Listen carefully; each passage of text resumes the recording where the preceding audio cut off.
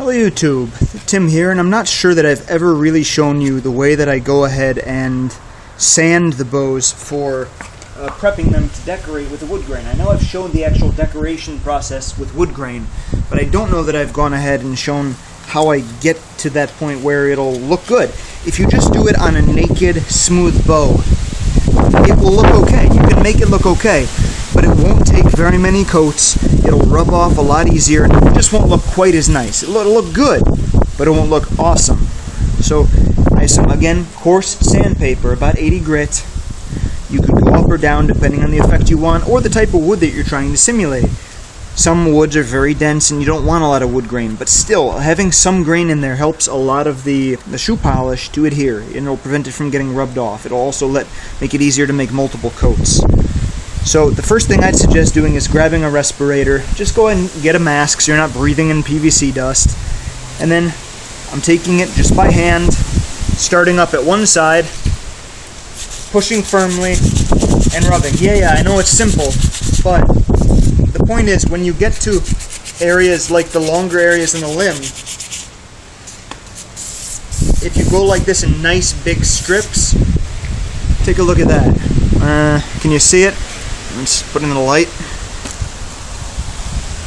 There you go. You see how some of it's come off in an almost feathery way. It's not little flecks of it. It's more like how when I was scraping the PVC with the scissors, it came off in shreds. So here it comes off in little feathers.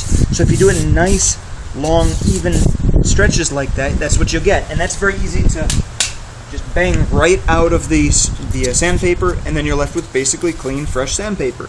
If you tend to do a lot of short little movements, I found it creates more dust, tends to clog the sandpaper more, and you have to replace it more frequently. So this is a little bit easier. So again, just nice, long scraping movements, because that's what you're doing. You're scraping a pattern into it. You're scraping the wood grain. Generally, you're not trying to do anything else. You're not trying to remove marks. You're not trying to make it smooth or shape it, because that should all be done by now. If you leave areas that aren't sanded, you're going to get those splotches that'll stand out. It'll look too smooth. It'll rub off too easily. It will be noticed. So just use some caution to try and go over every surface. Once or twice if you can, just to make sure you don't miss a spot.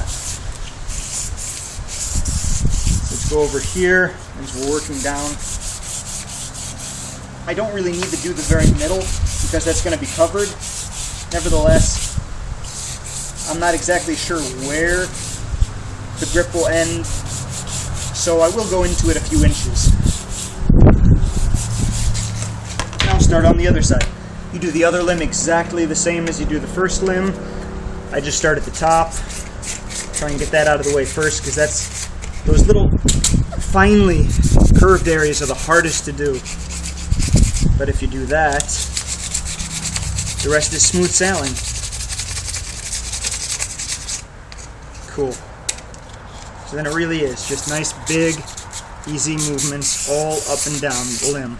You get that nice feathered PVC to knock it out, and you're good to go.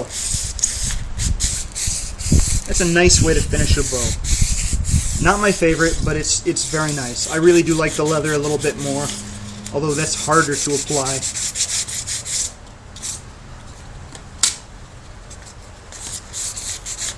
So really, that's all there is to it. I hope you've enjoyed watching this. Thanks for your watching. I appreciate all the people that contribute, that chime in, that make comments. Thanks so much. You guys really make this very enjoyable. I hope you've appreciated it. Check in again next time.